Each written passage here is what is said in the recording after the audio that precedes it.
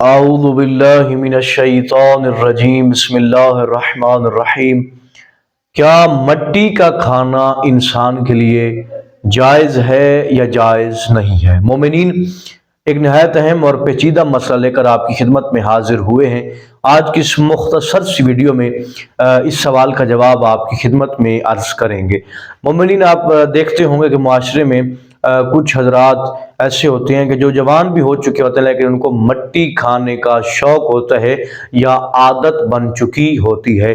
تو یہ سوال کیا جاتا ہے کہ مذہب تشیع میں مٹی کا کھانا جائز ہے یا جائز نہیں ہے؟ تو یہ ہمیشہ یاد رکھیں، سوائے تربت امام علی مقام کے، قبر امام حسین علیہ السلام کے، اس مٹی کے علاوہ باقی تمام مٹیوں کا انسان کے لیے کھانا حرام ہے۔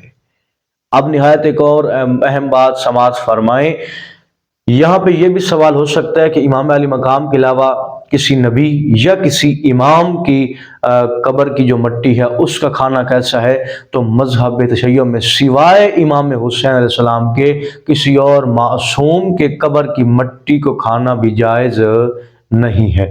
اب یہاں پہ ایک اور اہم سوال اور پھر آپ کی زحمتوں کو تمام، کہ جو قبر امام حسین کی مٹی ہے وہ تو عموماً اتنی خاص ملتی بھی نہیں، اب ملتی ہے تو بہت کم، لیکن اس کے کھانے کی مقدار کتنی ہے اس میں بھی شریعت نے حکم بیان کیا ہے کہ چنے، درمیانہ سائز کا جو چنا ہوتا ہے، درمیانے سائز کا چنا، اس چنے سے زیادہ قبر امام حسین کی مٹی کھانا بھی انسان کے لیے حرام ہے۔